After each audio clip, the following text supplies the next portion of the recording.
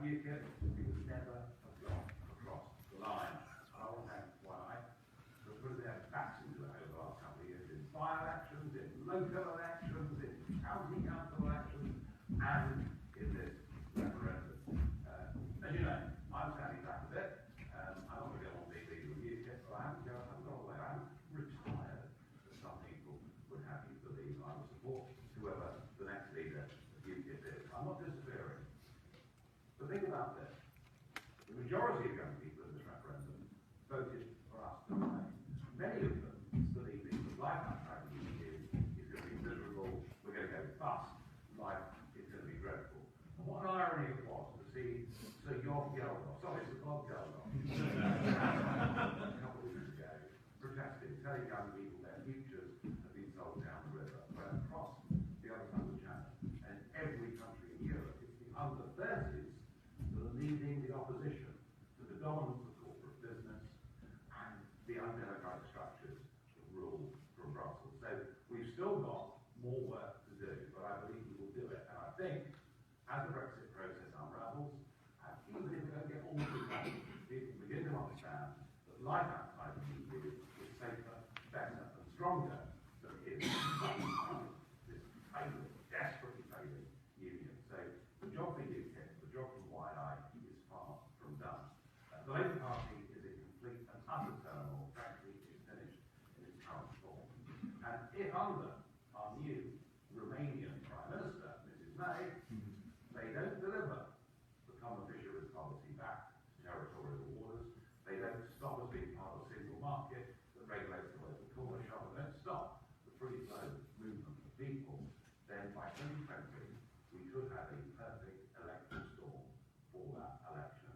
So there's a lot to play for, there's a lot to do. UKIP needs reform, UKIP needs change. We cannot go on being governed by an entity who's frankly a pretty detached from how politics work. Things like that need to change. Our membership model needs to go online. We've got to start looking a bit more at what the Italian five-star movement does. And we need to attract a lot more young, enthusiastic foot soldiers to help us in by-elections and everything else. So UKIP matters, YI matters. I'm not going away. I'm still going to be there, supporting the party and supporting you. Have a great conference. While you're there, have a beer too.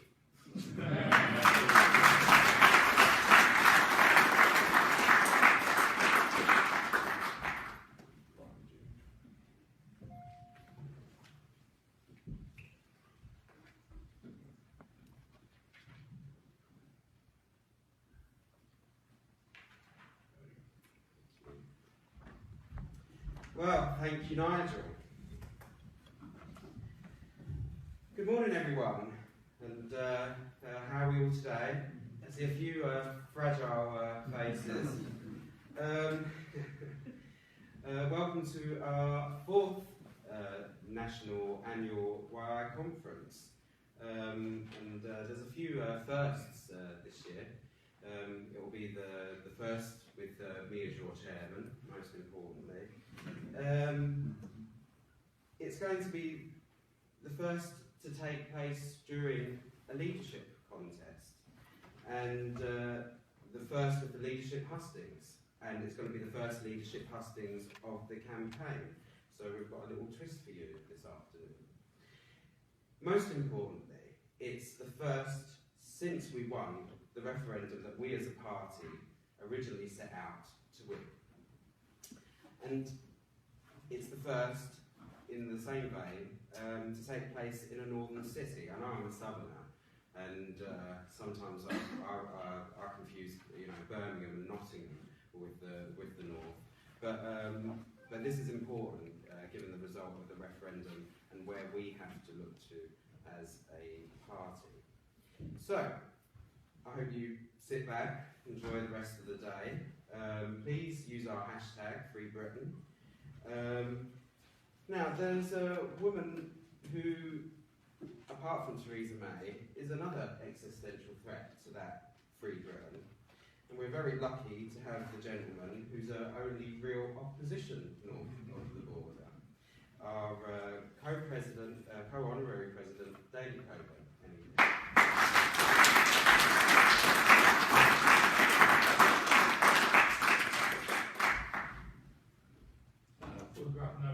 went slimmer about 6 months ago. Which ones? Can you all hear me? Are you receiving me? Jolly good. Well, I'm wearing my green patron's tie. That's the one you get when you put a lot of money in, just in case the NEC get the wrong idea that I haven't paid me gibbies. Look, boys, pay me gibbies.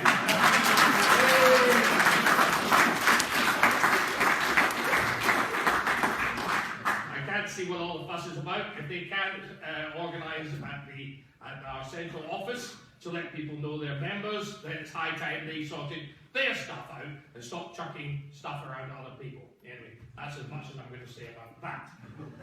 So, well, ladies and gentlemen, the most important thing is we won it. UKIP won it. And that's the main thing. And we got Brexit. And I can tell you now that the only campaigners on the streets of Scotland were the Scottish kippers. All of them out on the streets all the time. We didn't see the Leave campaign led by Tom Harris, the former Labour MP, I think the Stooge Brigade, basically the Conservative Party stooges. We didn't see them at all on the streets. They didn't have any members, they didn't have any people, they just were the invisible men. And Tom Harris was known as the invisible man. Well, we were out there, we were the only people doing stuff. Now, the SNP had a prediction that it would be 80-20 to remain in the European Union. Well, our little band of Scottish kippers brought that down to 60-40. And if it hadn't been for that band of Scottish kippers doing it, we would have lost Brexit. So it was extremely important what we did out on those streets. And all of you, I've got a lot to thank the Scottish kippers for. It was a small band, but a very hard-working band of people. The Scottish election, sadly, a bit of a rerun of the general election. We got squeezed because people wanted to stop Sturgeon forming a majority government.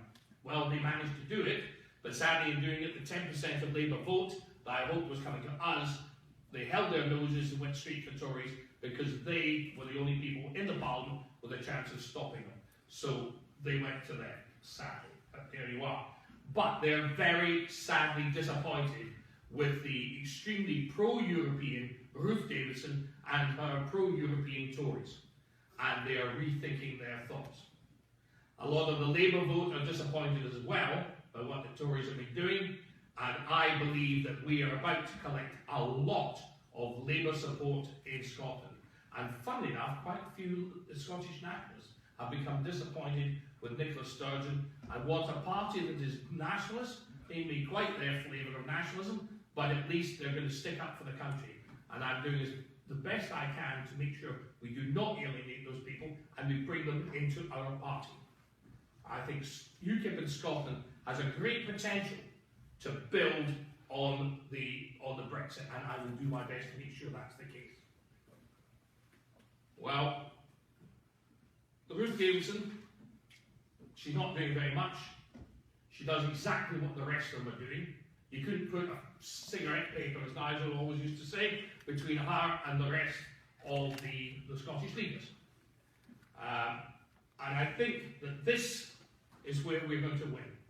I don't know how many of you read the Daily Express, but in the last few days, our campaign in Scotland to stop the Named Person Act, which is a disgraceful, authoritarian piece of legislation which will put a commissar in every home in Scotland telling people how to bring up their children. Now, there's nothing more authoritarian than that. Well, we've campaigned against it, and now the Supreme Court have ruled against it, and they've also stated that the Act is authoritarian and is the sort of thing that will be perpetrated by authoritarian governments. So that tells you everything you need to know about the SNP. And that's a sign of UKIP in Scotland working the papers, working the TV stations. We have managed to bring something to light that other people didn't want to discuss. Again, Ruth Davidson, the Conservatives, what did she do? She didn't vote against it, she abstained. So she's as guilty as all the rest of them, although she claimed, oh no, it wasn't us. Well, I'm sorry. She abstained, and that's as good as voting for it. So, there we are.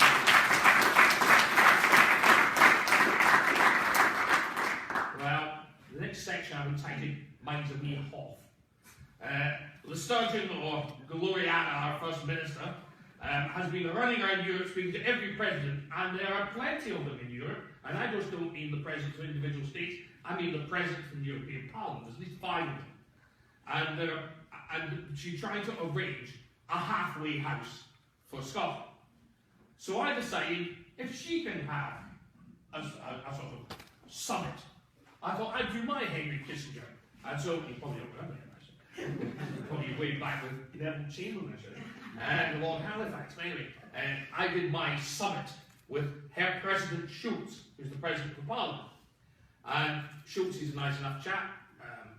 We get on, we're both bibliophiles. I gave him a book, which I thought helped a bit. And we had a good chat, and I even invited to have coffee, which is apparently very rare. So we sat down, we had a good long chat, and he quite frankly told me he was not interested in doing a separate deal with Scotland. It's not possible. And he, as the European president, could not do it. It would be unconstitutional for him to interfere in internal British affairs. That is not what they are there for. The European Union are no more interested in balkanising Great Britain than we are in balkanising the Spain or the Baltic states. We want to keep those countries together. It is not in our interest to do that. So, after a good chat with him, he said there will be no deal with Miss Sturgeon whatsoever. And what she's doing is rushing around the capital here, causing uncertainty and causing a disaster for Scottish business. And it should stop. She should behave responsibly as the First Minister of Scotland, and not behaving and not working for the interests of her personal fetish, which is Scottish independence. So, if we tried to have independence, we'd be vetoed by both Spain and the Baltic republics, and also, no doubt, by the French, who do not want a problem with their minorities on the Spanish frontier.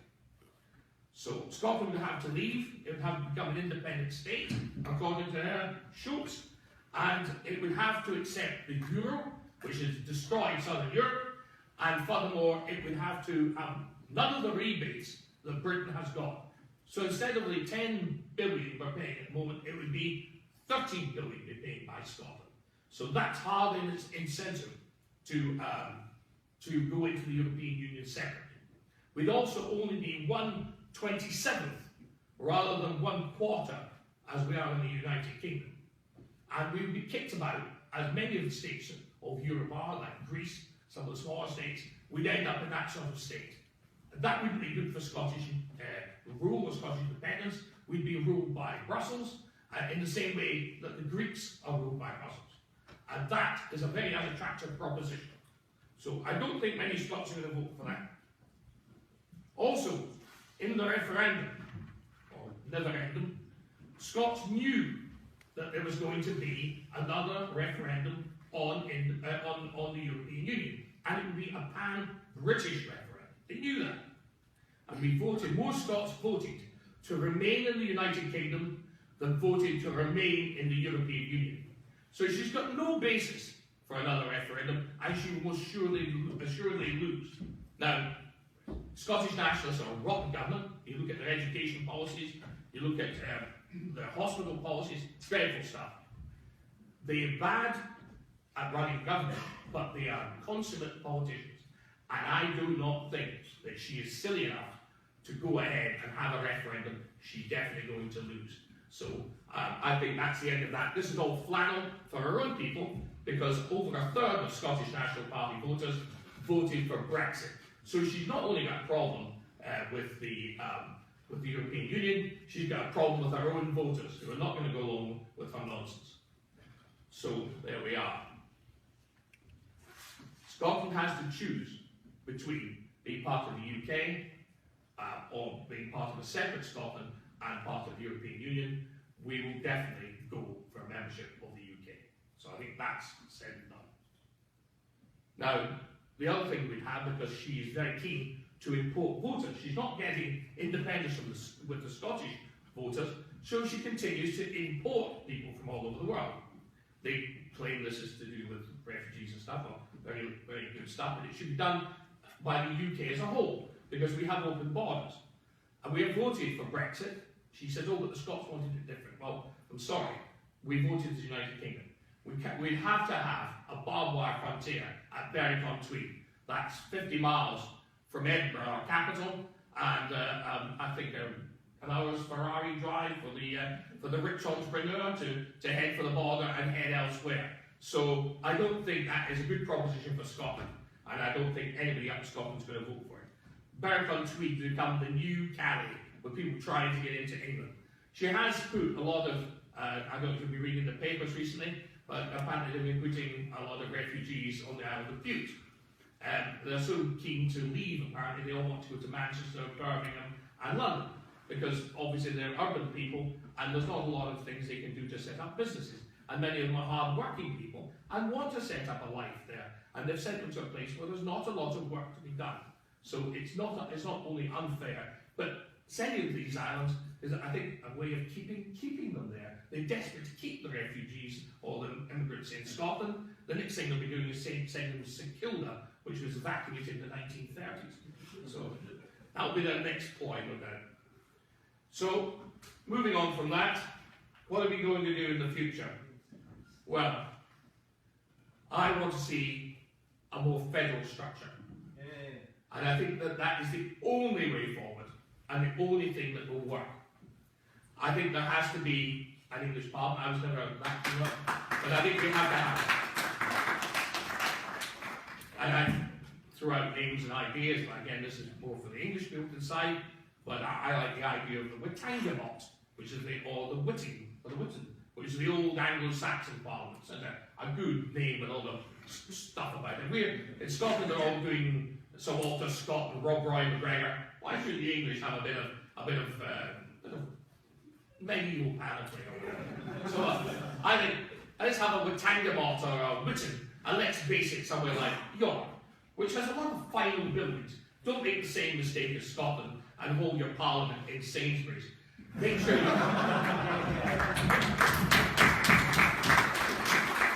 find a decent old building. And there's no need for members of the Wittangemot, the MWs, to have lots and lots of offices. With modern communications and mobile phones and all the rest of it, we don't have to have acres of offices. This is also passé. It's just a lot of aggrandizing for the sake of it. So let's find a nice old building, let's give England her say, and give her equality with the rest. It also means our structure remains much as it is. I don't agree with Paul so much, Paul Nuttall's idea so much of changing a Westminster Parliament.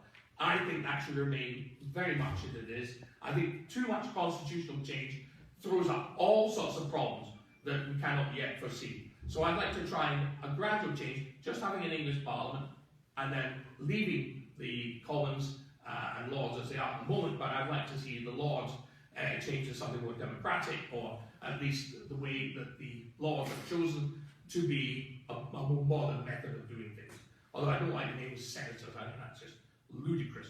We're not, it's not up Pompeii, we don't want to look like America or something. So, I think this is the way forward. I think UKIP must lead. Let's torpedo the SNP's boat or whatever, his battleship.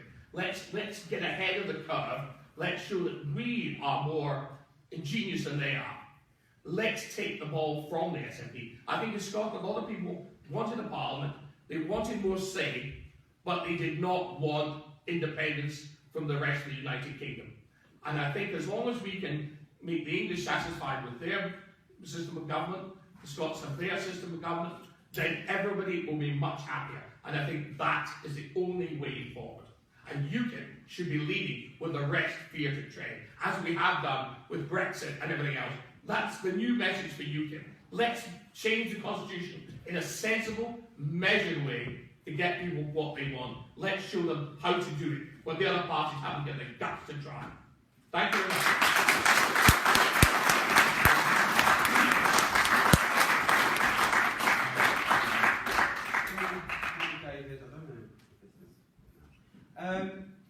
We're running a little bit behind, so I'm just going to take a couple of questions. Does anyone have a question? Mike. Mr. Coburn, do you think we should have something like a British Bill of Rights, just kind of separate ourselves Right. Yeah, that's a very good question. It's something I didn't look into. Yes, but I don't think we should have a separate Bill of Rights. We have a perfectly good Bill of Rights of 1689. You know, the Bill of Rights that we set up is an excellent Bill of Rights.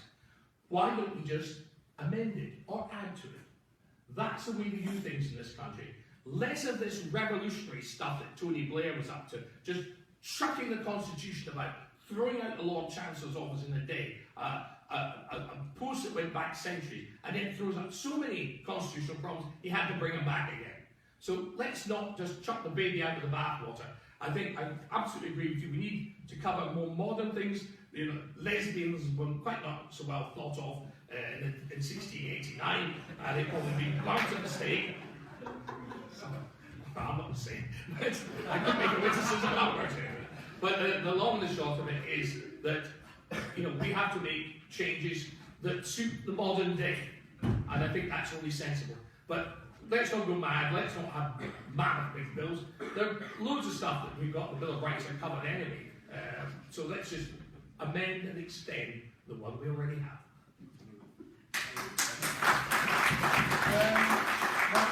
One more. Is there anyone north of the border that's got a question? No? Anyone else? Oh, yes. How do you spell with tiny mod? Don't ask. Mr. Coburn, obviously we've not had a very good result in Scotland, as in we didn't get any Hollywood seats. In the party north, we've been talking about a lot of restructure that's going on within the Scotland branch. Is it possible that you could tell us some of those changes that are being made to make the party more effective in Scotland? Yeah, I'd love to.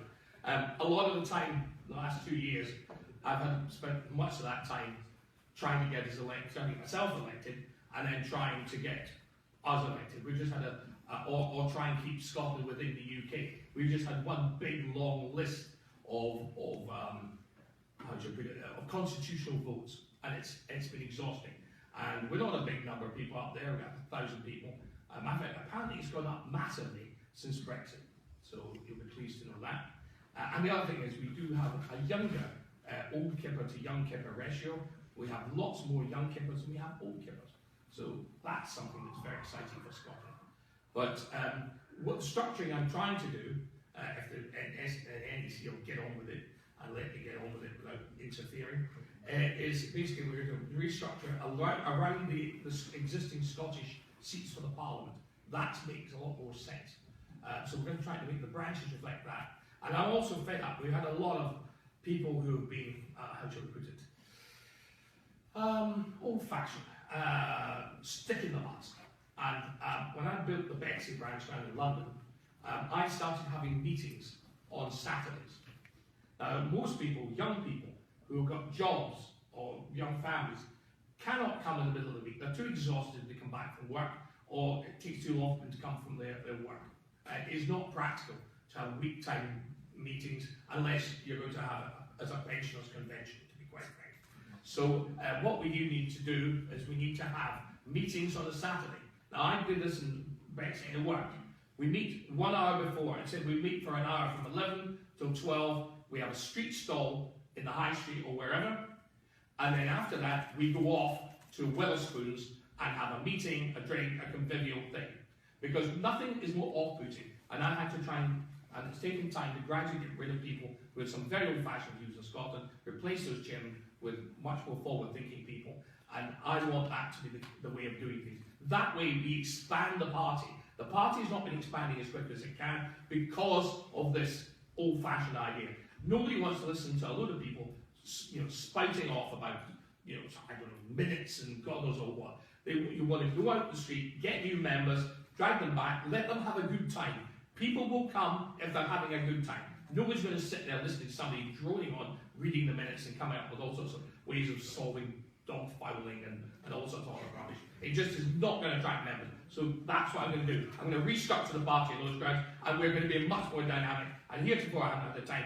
Now I do before the local elections, and I'm hoping to get as many people as we can in. We're going to concentrate on certain seats and get some people elected. We're not going to go scattergun. We're going to try and get certain people in who really want to be in. Too many people become councillors, just because they're told to. And that doesn't always work, and we do not have the resources to do that. So we're going to concentrate on certain people and get certain people in. That's the plan.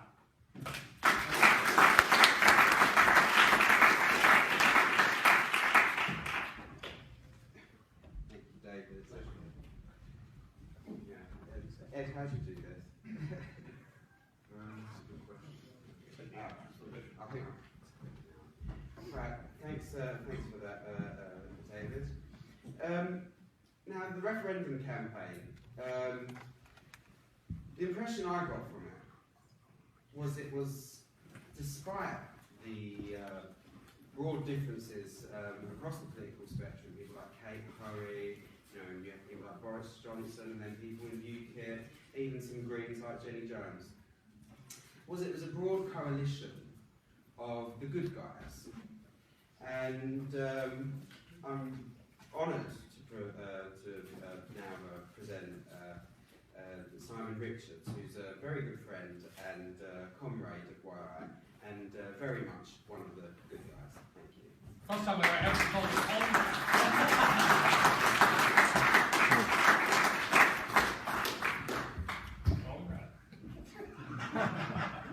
Now, can you hear me from here? Yeah. Thanks, guys. Just get me together here. Actually, I have been called comrade before by some fellows who deal from, I don't know if you know David, you're young enough to remember, the Federation of Conservative Students. Oh, yes. All of whom are some extreme right-wingers, libertarian right-wingers, I might add.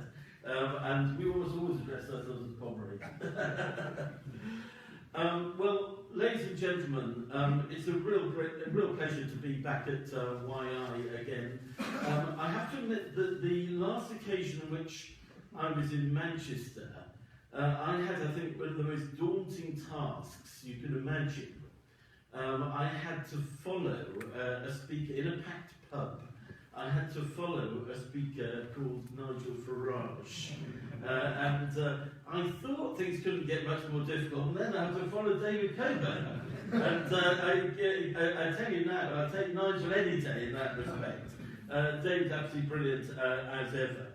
Now, I know it's the centenary of the Battle of the Somme this year, and I think here they're sort of trying to recreate no man's land. So I'm just hoping that there are not going to be any machine guns there. Any Germans in the audience? No, that's a good start. And I've got to say, what a great guy David is. A true libertarian to the tip of his forehead. Though I can assure you that I have not been there myself. I hugely enjoyed your conference in Nottingham last year. Joe and his team then did an absolutely brilliant job of organising it, no pressure guys, and even down to arranging free firework display, which some of them you may recall. And I realised then that although I've been to lots of YI events over the years, I hadn't actually been to a conference before, and I realised then that YI knows how to discuss serious issues, but also that it knows how to party. And if I may say so, ladies and gentlemen, knows how to party hard. And the last thing I recall from that weekend was being in a double-decker bus that appeared to be rocking. And then I remember seeing David heading merrily for a nightclub, whilst I was only to crash out back in my hotel. I can't compete David. And in fact, when it comes to partying, nobody can compete with David Coburn. Now, a year on from then, so much has changed, hasn't it? I imagine that many of you must have spent your early years in the Blair era, and that you may have joined UKIP in reaction to what he represented. Now, I grew up under an earlier Labour Prime Minister, a guy called Harold Wilson. And I also reacted against him, as I suspect David probably did, about the only person here of my era. he famously said, a week is a long time in politics. Well, if you were around now, I think you'd have said an hour is a long time in politics. What an amazing few weeks this has been. And let's be frank, it's been hard to keep up with the speed of events in recent weeks. I sent out an email to Freedom Association members just a few weeks ago, headed, "Cometh the hour, cometh the woman," singing the praises of a lady called Andrea Ledson.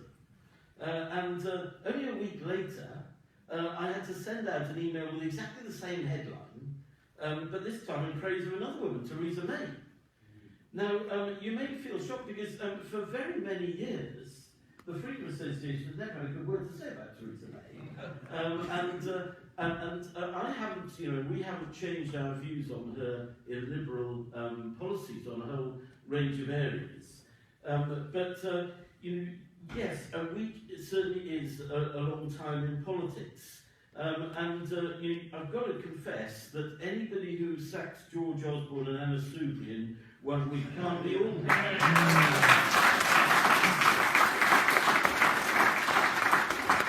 So, talking of rewritings, I've also rather rewritten this speech because I had planned a sort of lengthy diatribe, and I know Jake had asked me for a diatribe against Theresa May. But I think timing is all in politics, and I think it's right to give a new Prime Minister an opportunity. Let's judge her by her actions. I'm not giving her carte blanche, very far from it. We need to watch her and her government like a hawk. But I think it's fair to give them the benefit of the doubt for the moment, keeping a close eye on them, and then if they start to backtrack, if they start to bring in the liberal policies, then we'll be on them like a ton of bricks. Now, I mention this because I think that it's important to recognise realities as well as sticking to one's principles. Like UKIP, the Freedom Association and the Better Off Out campaign, which we run, has spent the last decade and more campaigning to free Britain from EU rule. Let nobody doubt the epic nature of our achievement, and that's the Freedom Association and of course UKIP are massively important in that, of our achievement in overcoming everything the entire world establishment, not just the British establishment, not just the EU establishment, the whole world, including our friend Comrade Obama. We overcame everything the entire world establishment could throw at us. Now, Brexit has, in essence, released our country from its chains. But what matters now is what we do with our newly won freedom. By its very nature, freedom can be put to bad use as well as good. Given that both the Freedom Association and UKIP face much the same challenges, if it's any help, I can reassure you that I've been there before. The Freedom Association has played a leading role in not one, but two of the most dramatic changes in this country.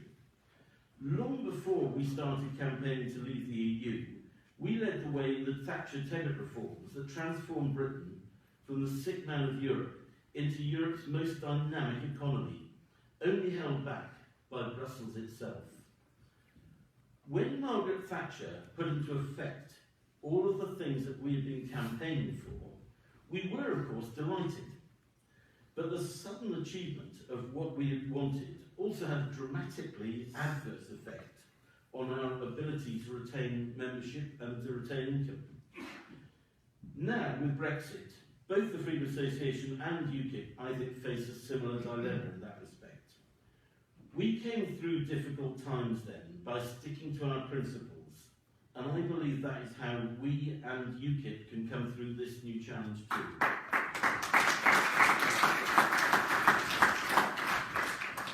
Now, why I, as UKIP's youth wing, will have an absolutely crucial part to play in helping create the coherent approach which your party will need in order to survive these challenging times.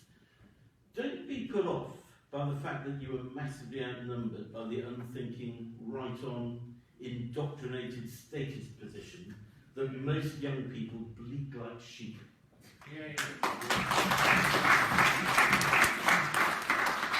You already know from your Brexit that you can overcome the most formidable odds when your cause is just.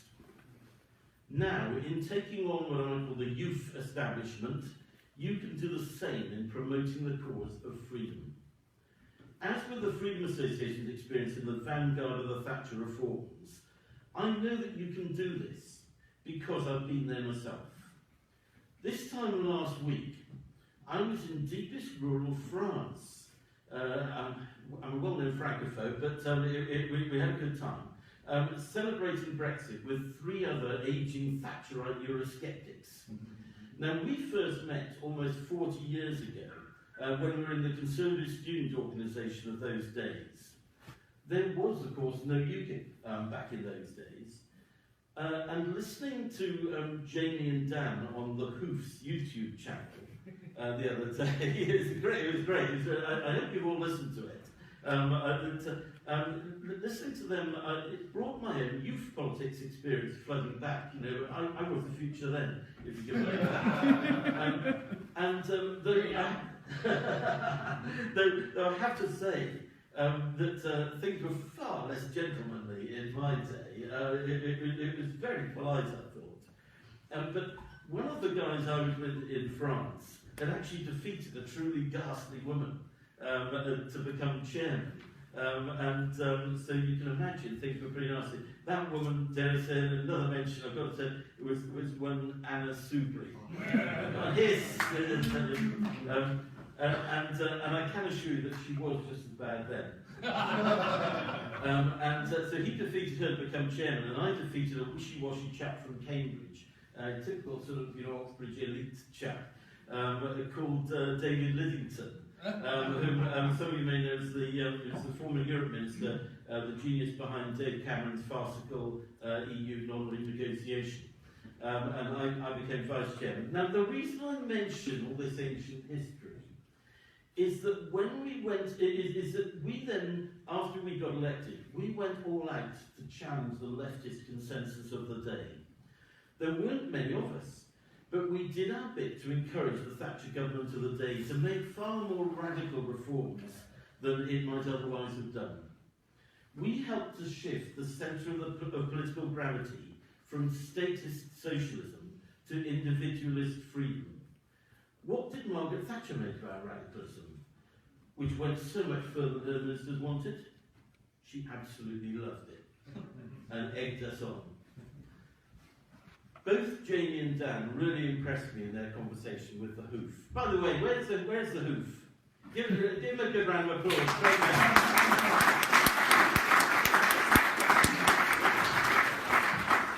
Every party needs a Hoof.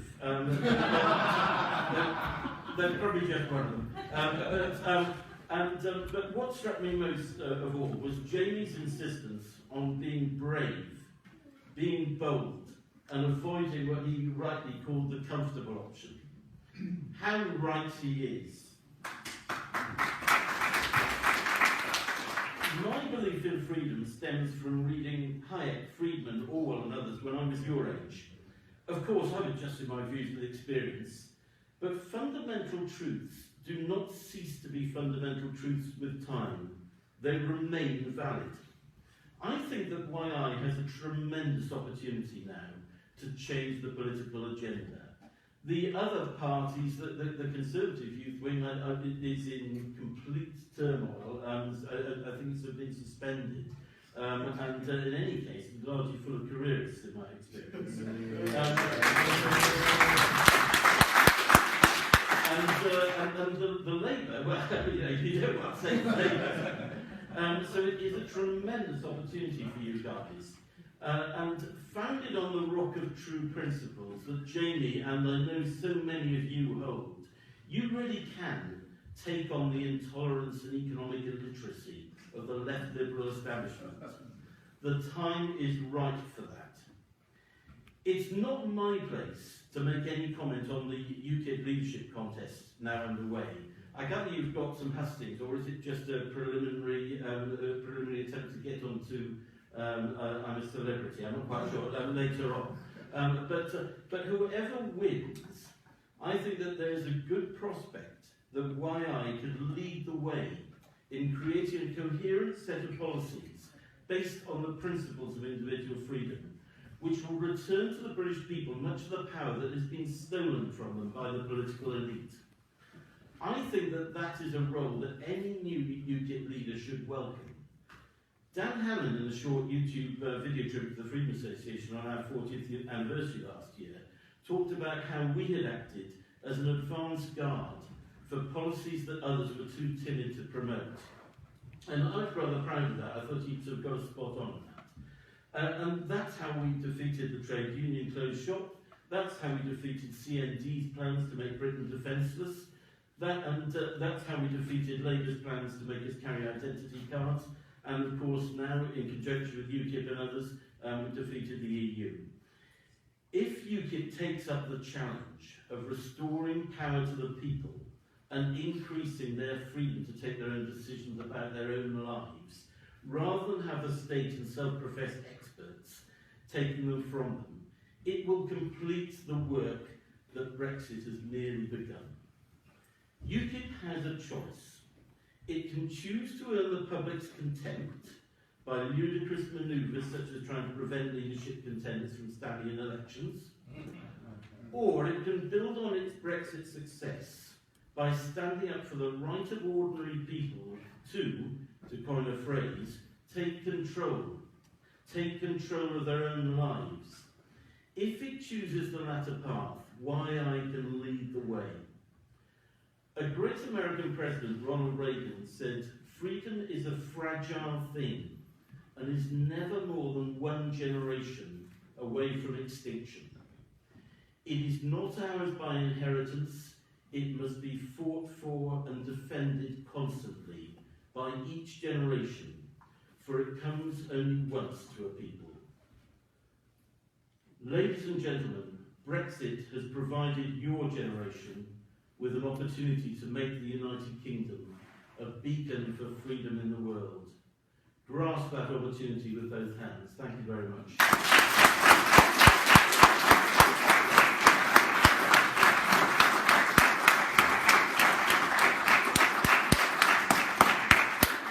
Simon, thank you. Thank you ever so much for coming up to speak to us. It's always a joy to have you, always a joy to listen to you.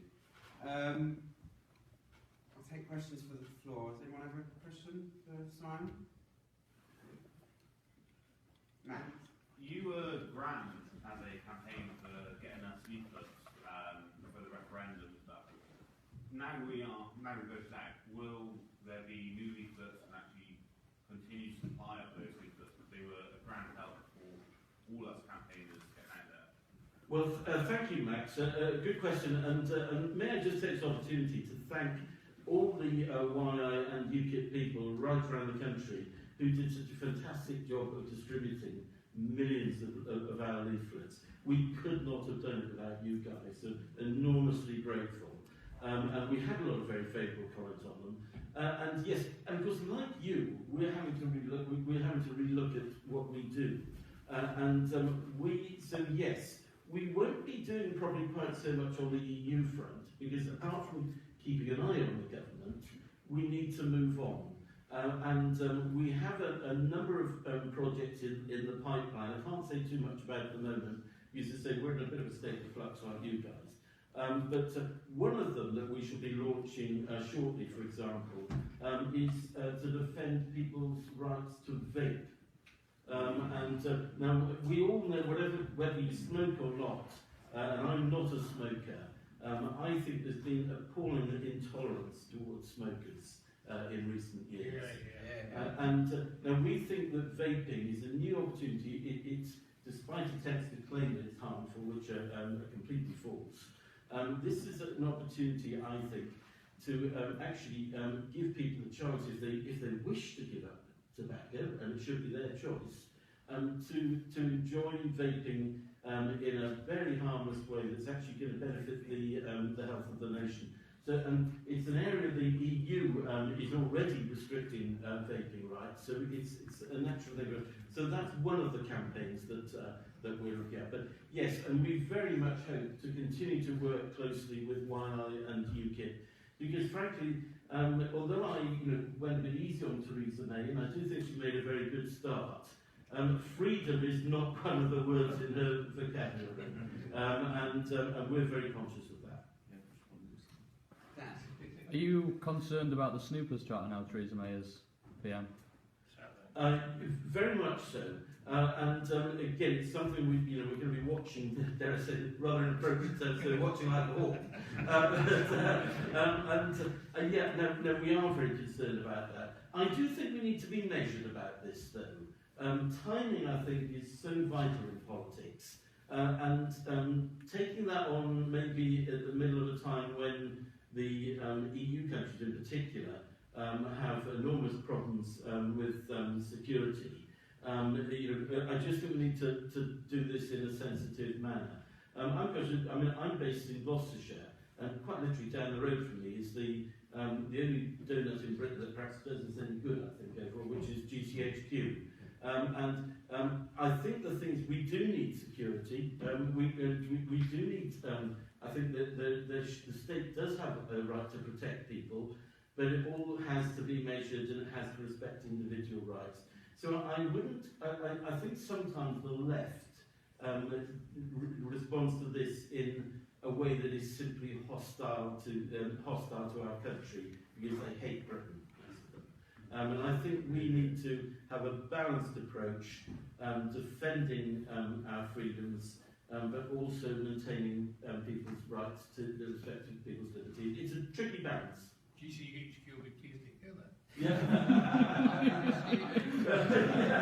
Well, I do get clicks on my phone every now and then, so I think they keep a good eye on us. That gentleman there. Yeah. Hi. Hello again. Simon. Hi. I can say that because of own interest, I was involved in Labour League. Yeah, we did exist. We actually won it. You can thank Hartlepool later. My question is more of a philosophical one, Simon, which is we obviously come from different political traditions on this. You've got a long time with Margaret Thatcher, the Thatcherism, that sort of libertarian,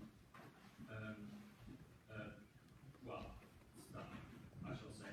But if you actually look at the places that voted Leave, they were exactly the areas that have been neglected for the last 40, 50 years under that precise economic model. We're talking about Merthyr, we're talking about Darlow, we're talking about Hartlepool. Now, this is more of a sort of a political question. Do you really think it would be in UKIP's best interest to continue to preach a libertarian creed which has been roundly rejected and dismissed by those working class constituencies for not just the last 40 years, but emphatically at this referendum?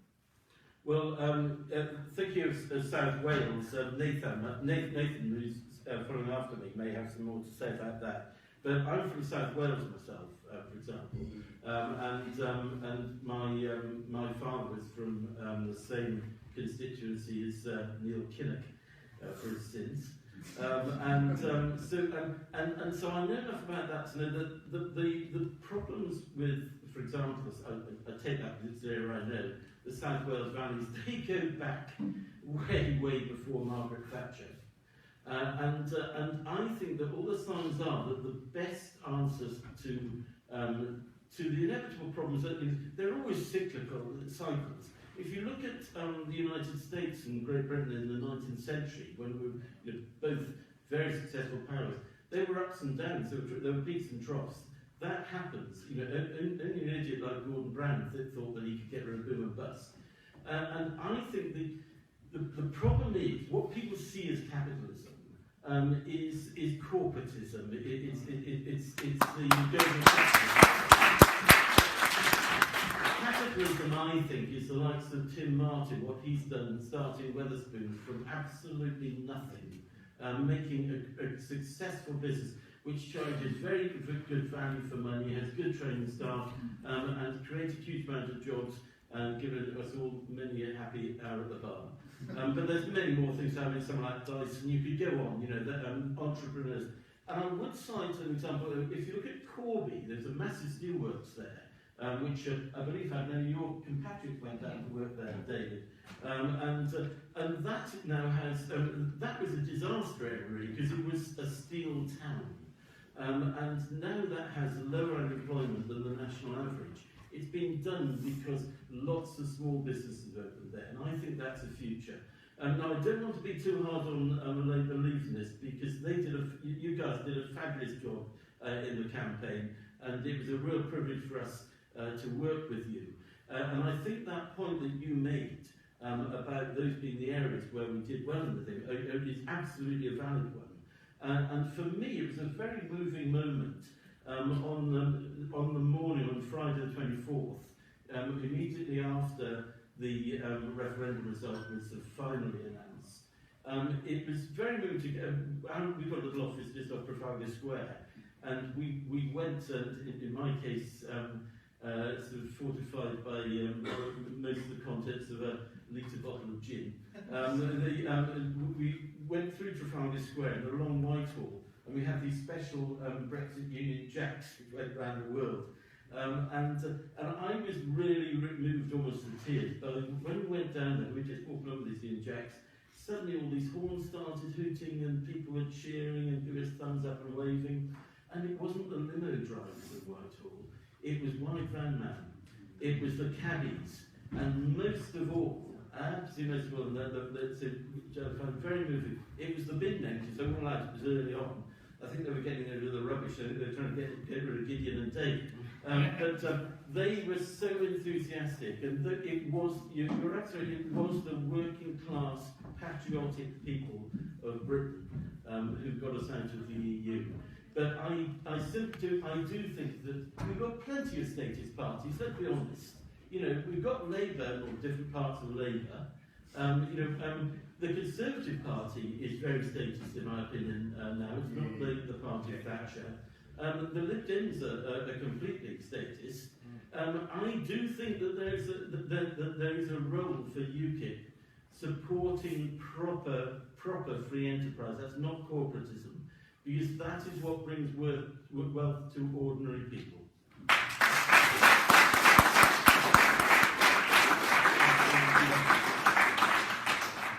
Thank you, Simon. I want to take some more questions.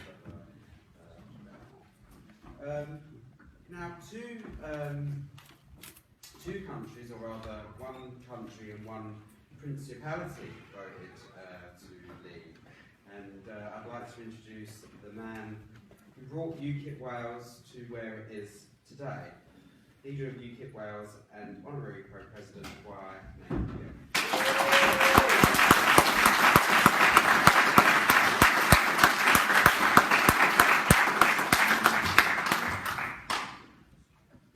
Thank you very much, and thank you, Simon. It's normally me who has to follow David Coburn. We are known as the Celtic Fringe, and there's many a time I've said, is there any way I can go before him? It's only right.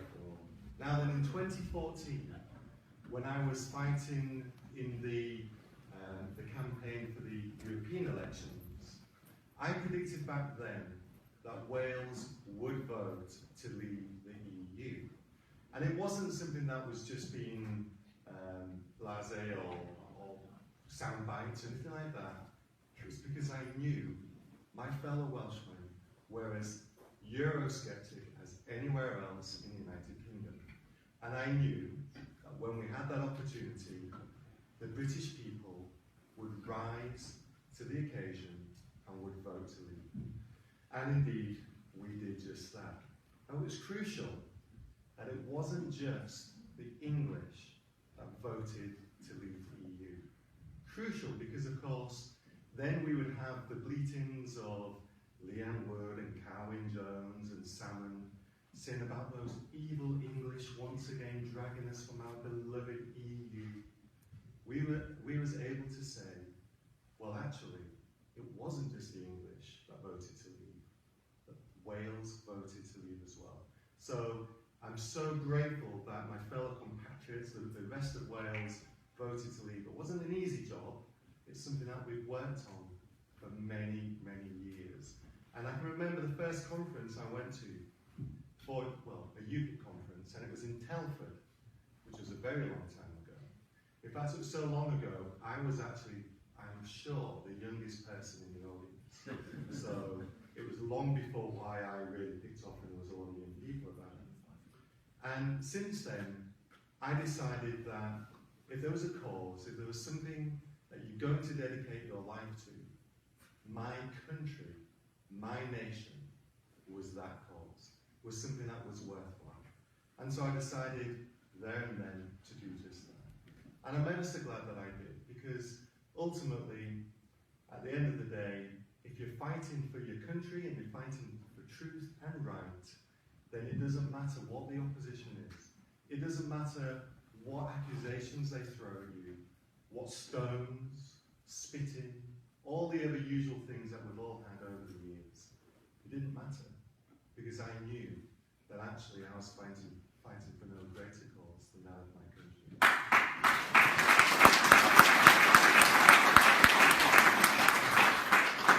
Now, it was quite unusual, and I'm sure many of you experienced this as well, to be stood at street stands, but not with a UKIP banner, but with a Go banner or a Leave.eu or a Vote Leave banner. And people actually were able to come over to us because they didn't feel that, oh well, it's UKIP. And lots and lots and lots of people, I was in Llandudno and was doing some campaigning, it was under the Go banner. And people were shouting across the street, we're voting for you, walking by, we're all with you. And it was literally about 98% positive, and was there campaigning away. And two people came out of the Marks and Spencer's groups right outside Marks and Spencer's. And they were in the Marks and Spencer's uniform. And I thought, oh, they're going to tell us to move on. And they came over and said, can we have some leaflets for the rest of the staff? We all want to know what you're on about. I said, oh, well, fantastic. So I gave them the leaflets. And a few minutes later, an elderly chap walked by and looked at me and said, you should know better at your age. And I just shouted back and said, you don't know how old I am. So he stopped and turned around and said, do you know anything at all about the EU? To which I said, yes, I'm an MEP. And he went, well, he said, when was the last time you went to the Somme? I said, I was there on Friday. And again, he was like, very stunned. He said, well, you should know then that the Old Testament, you know. You should know then that the EU is the reason why France and Germany have stopped attacking each other and everything. I said, yeah, nothing to do with NATO or nuclear bombs, is it? It was great. It was a campaign that I thoroughly and utterly loved. Because it was an opportunity, those 12 years of reading things and watching YouTube videos and listening to Nigel and all the rest of it. And we was able, were we not, to put all of that knowledge to the test. It was an election. It was our referendum. It was solely and utterly about our speciality subject. And didn't we do well? Because of course we won it. Now, I was very blessed and honoured to have a front seat to history. When I got elected in 2014, I told my wife, I have just been given a front row seat to history. I didn't realise it was going to happen in 2 years. You know, I thought it was going to be 5, 10, 15 minutes down the line. And I was very lucky to be in London on the night of the referendum. And I was doing an interview with some Irish channel, and all of a sudden I was on College Green, and there was camera crews everywhere and floodlights. I was doing this interview, and all of a sudden everybody started beaving around like an anthill that had just been poked. It was all moving around and all this craziness going on.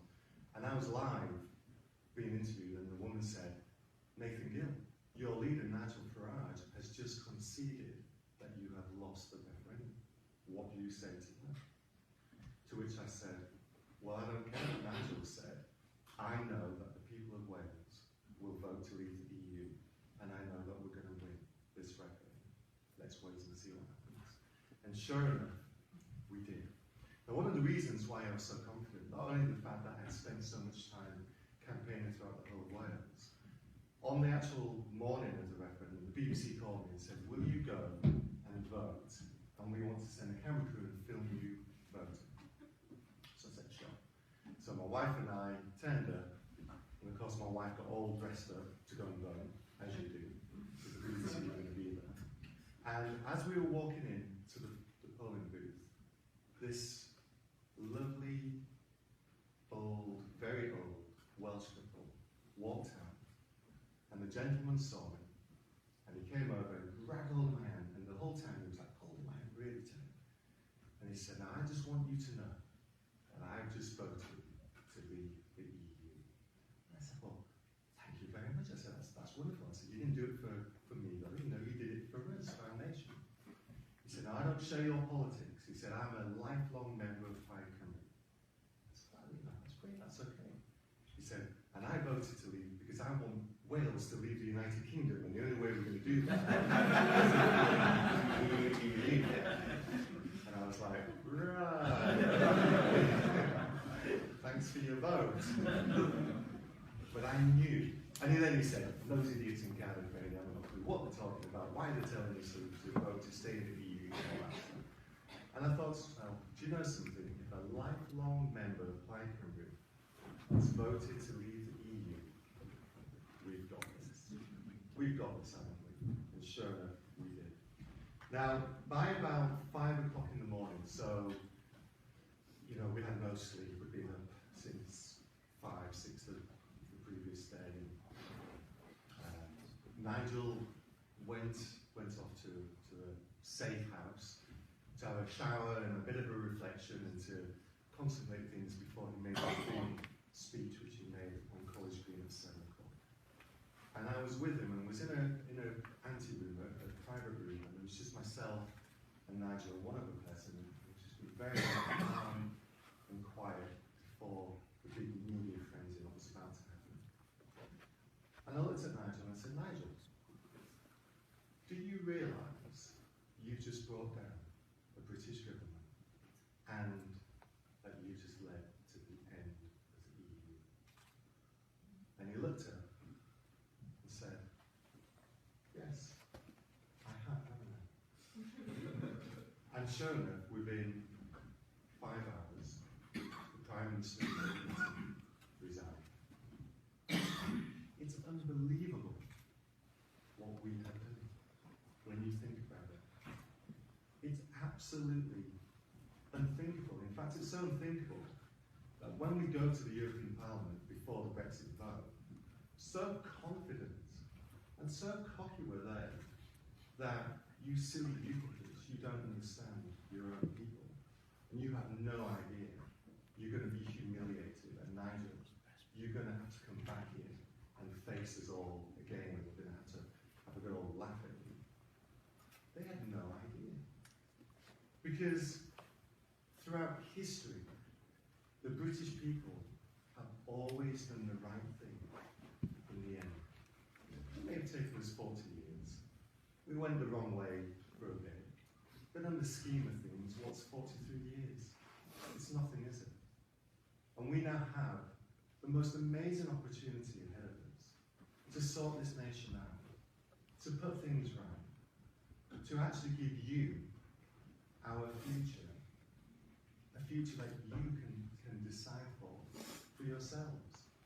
Because up until the 23rd of June, your future was decided for you by a bunch of unelected bureaucrats in rooms where nobody knew what was going on.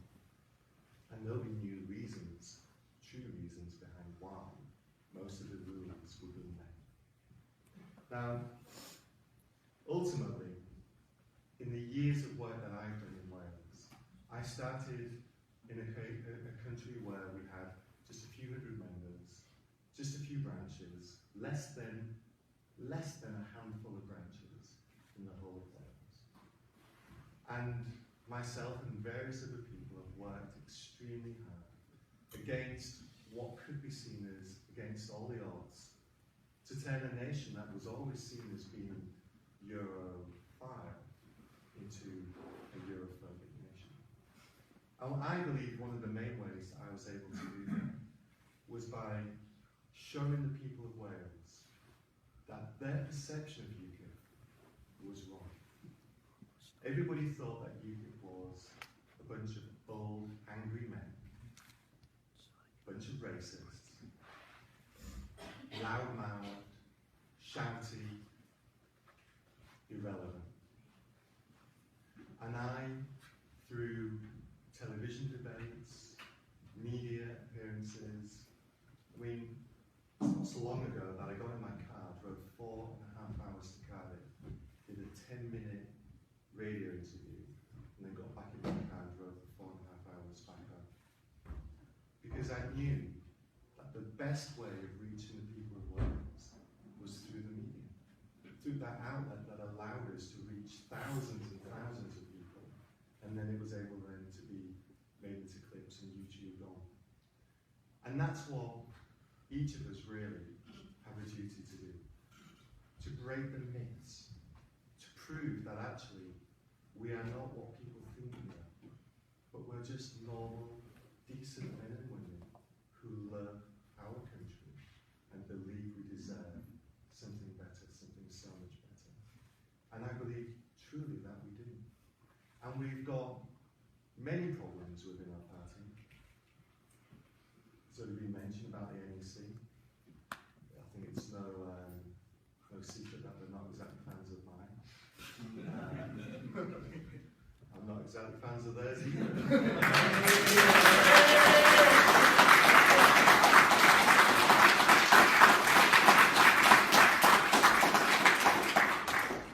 I find it very strange that I should receive an email ordering me to sack Clear Power.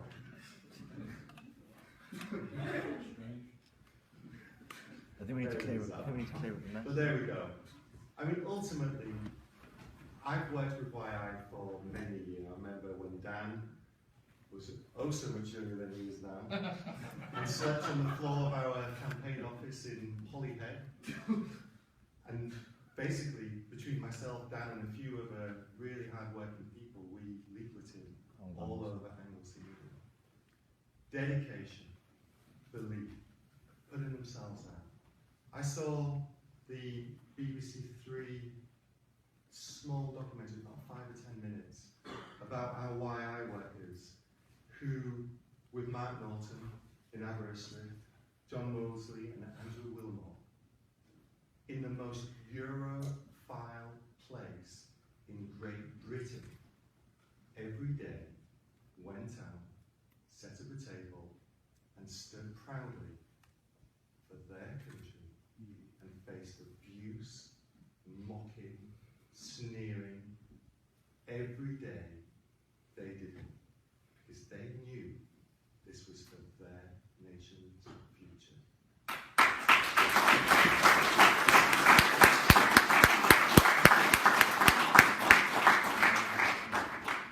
I am truly proud of why I'm truly proud of our future, because ultimately you guys are the future of this party. It sounds bizarre, but one of you is probably the future leader of UKIP. It sounds bizarre, probably a little bit scary right now, but that's the reality of it. Because the day comes when we pass that baton on to the next generation. The day comes when we, with all humility, step aside and say, I've done my bit, now it's your turn to do yours. I just want to close with reading excerpts from one of my favourite poems. It's quite long, so I've had to really cut it down and abridge it. But basically, it's about a race, and like a school race, and a young boy is running, and is winning the race, and he has 3 falls during the race. It says, the whistle blew, and off they flew, like chariots of fire, to win, to be the hero there, was each young boy's desire. One boy in particular, whose dad was in the crowd, was running in the lead and thought, my dad will be so proud. But as he speeded down the field, he crossed the shallow dip. The little boy who thought he'd win lost his step and slipped. And he goes on. As he fell, his dad stood up and showed his anxious face, which to the boy so clearly said, get up and win that race. He quickly rose, no damage done, behind a bit, that's all, and ran with all his mind and might to make up for his fall. So anxious to restore himself, to catch up and to win, his mind went faster than his legs. He slipped and fell again. He wish that he had quit before, with only one disgrace. I'm hopeless as a runner now. I shouldn't try to race. But through the laughing crowd he searched and found his father's face, with a steady look that said again, get up and win that race. Defeat, he lay there silently, a teardrop from his eye. There's no sense running anymore. 3 strikes I'm out. Why try? I've lost, so that what's the use, he thought. I'll live with my disgrace. But when he thought about his dad, who soon he'd have to face, get up, an echo sounded low. You haven't lost at all. For all you have to do to win is rise each time you fall. Get up, the echo urged him on. Get up and take your place. You were not meant for failure here. Get up and win that race. 3 times he fall and stumbled. 3 times he rose again. Too far behind to hope to win. He still ran to the end. They cheered another boy who crossed the line and won first place. And high and proud and happy, no failing, no disgrace. But when the fallen youngster crossed the line in last place, the crowd gave him the greater cheer for finishing the race. And even though he came in last, with head bowed low and proud, you would have thought he'd won the race to listen to the crowd. And to his dad he sadly said, I didn't do so well. To me you won, his father said. You rose each time you fell. Ladies and gentlemen, the race that we